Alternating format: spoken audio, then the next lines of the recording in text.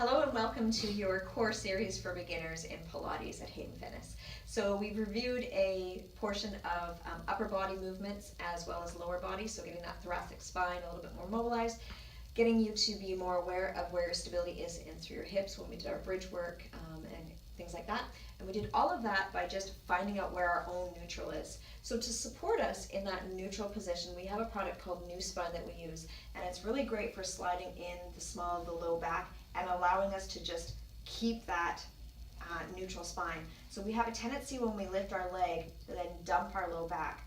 Essentially what happens here is we're negating that transverse abdominis for one, but we're also shifting ourselves out of alignment. So our hips are no longer in that position where we had them level, they've actually dumped back in, so we call that dumping into the floor.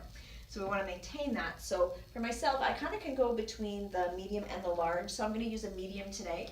And that's just going to give me an awareness of knowing not to drop my low back into the floor. So shoulders rolled back and down. From here, we're just going to practice getting people to bring their leg into tabletop. Now you might find that this is pretty elementary, but if people have not been engaging their core or not even familiar with their core, getting your leg to actually come up into this position can be a challenge because they start to use their hip flexors. So they just toss their leg up. They're used to just tossing their leg up. It works for them. But what ends up happening is they end up feeling their back contract and they get back pain. So we want to alleviate that.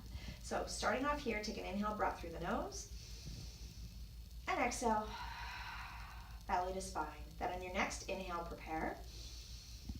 And as you exhale, lifting that leg into tabletop, holding here for an inhale breath. And depending on how the client's feeling, I might have them stay here for a few inhale and exhale breaths. If they feel their back, we want to find out why. So that might be taking your hand in behind the small of the back, finding out if those back muscles are firing, or getting them to put their hands on their belly and on their chest so they can see if their chest is rising, getting that expansion through the rib cage, and keeping their belly drawn in. Because again, as they lift that leg, sometimes that means the belly turns off, the core turns off essentially, and we're back into using our back and our hip flexors for support. So our goal is to get awareness of the core muscles. So we'll try that again. Take an inhale breath and exhale, rising the leg up and just holding it there. And then your progression from that is just to alternate. Inhale breath, exhale it up, inhale down, and exhale, bring it up.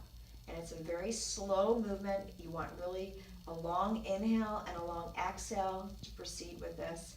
And then as your clients get familiar with this and nothing goes into the back, you can then have them hold the leg. And here's the moment of truth. Can they then bring their other leg up into that tabletop position? They can't bring their other leg into tabletop position. They're not ready to proceed. So all these fancy things that you see with people doing all these core moves should not be even done until you get the foundation. And that frustrates me because you'll see all these great funky things that people are giving you. But again, if you don't have the foundations, you shouldn't be proceeding. So then we need to do things like keep one leg in tabletop, extending the leg, and keeping one leg always grounded so they keep that stability and that awareness of engaging their core. So we're going to leave the lower body for a moment. We're going to transfer up to the upper body. I have a few props with me today to kind of get you through this next one. So this is working flexion. So typically what we see in flexion is the head goes down like this, the shoulders go forward. I mean, we're arcing here and I'm seeing all these crunched faces, and it's because you're in your neck. There's no stability with your upper back in that move. So what we want to do is we want to get people to utilize their arms. Now, you think arms, well, how does that relate to the core? Well, as you press down, which you'll see later in hundreds, you're actually recruiting your side body of your core. So you want to get that side body of the core activating. So as they press down, get them to go in between their bottom rib and their hip and press down towards the floor as if they're like trying to press away from the floor. That power gets that connection. It also allows them to get their fingertips reaching down to draw that shoulder away from the ear. And then as they're lengthening down, it's allowing them to cue in their back and lat muscles. So from here, then they want to go into their curl because it's the back muscles that are supporting so that they're not all in their extensor muscles. So again, you're going to have those clients that are trying their hardest to get up or yourself trying to get up and you can't get up. So use a towel behind you, or today I have a yoga mat. Grab onto that, take an inhale breath, and just utilize that to let your head hang heavy. So again, I take this into a curled position, but I'm not trying to take my head. My mat is trying to take my head, okay? So my back is coming up, my head is coming along for the ride. So execute thinking your back rather than your head. Now if you're prone to neck pain, you want to just stay with the lower body, okay? But if you're not, you can go into that flexion there. A towel works as well as a yoga mat if I didn't mention that. The next would be utilizing what's called our fitness circle.